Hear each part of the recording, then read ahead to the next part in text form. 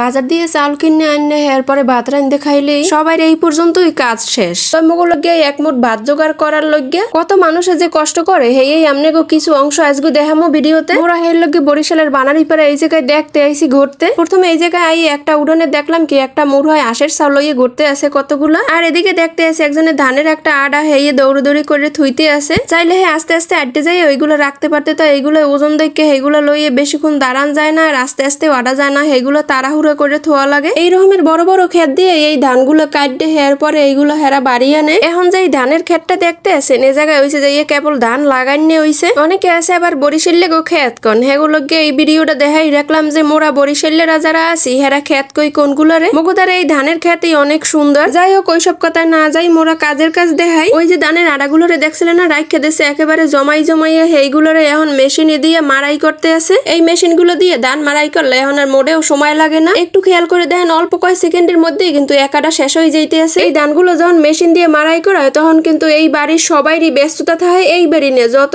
বাড়ি আছে আশেপাশে সবাইরই এই রকমের থাকে ব্যস্ততা। আর এই যে মেশিনটি দেখতে আছেন এই মেশিনের অনেক সুবিধা। আগে তো মানুষে পাও দিয়ে হের পরে মারাই করতে বেশিরভাগ মানেই আরো একটা মেশিন আসলে হেয়াও পাও দিয়ে মেশিনের মতো আসলে ছোট্ট অল্প একটু এইগুলো দিয়ে ধান মারাই করতে। তাই প্রযুক্তির ছোঁয়া এখন অনেক কিছুই শর্টকাট হয়ে গেছে। তা কষ্ট কিন্তু অনেক করা লাগে, কষ্ট একটু কম করা লাগে না। এই পাশে আর এক কাকারে দেখলাম বড় গাবলায় করে হে আবার ধান রাখতে আছে। এই ধানগুলোরে রাইস করে রাখতে আছে। এই মেশিনের খুবই ভালো একটা সুবিধা আছে। হেই হইছে যে ধান সিডা আর নাড়াকুড়া এই তিন দিকে আলাদা হয়ে যায়। এই আপনারা ভিডিওতে একটু খেয়াল করলেই দেখতে পারবেন। ওই যে দেখাইতেছি আপনাকে দেখেন। এই পেশে আবার এক মনুরে দেখতে আছি দাঁড়াই ললিপপ খায়। আবার এই পেশে দেখতে আছি এক চাষি আবার এই চুলোটারে লেপতে আছে। এই চুলোয় কি করা হয় আপনারা কি জানেন? তো এই চুলোটা ফাটি গেছে দেখে হেই এর লগে হে আবার কাদামাটি দিয়ে সুন্দর করে লিপে পুষে থুইতে আছে, কারণ পরবর্তী দিন এই আবার কাজে লাগবে। ওই যে ধান মারাই করে রাখছে না ওইগুলোরে পরের দিন আবার সেদ্ধ করবে। এই সিস্টেমটা দেখছেন, এই সিস্টেমটা কিন্তু মোর দ্বারা অনেক ভালো লাগছে।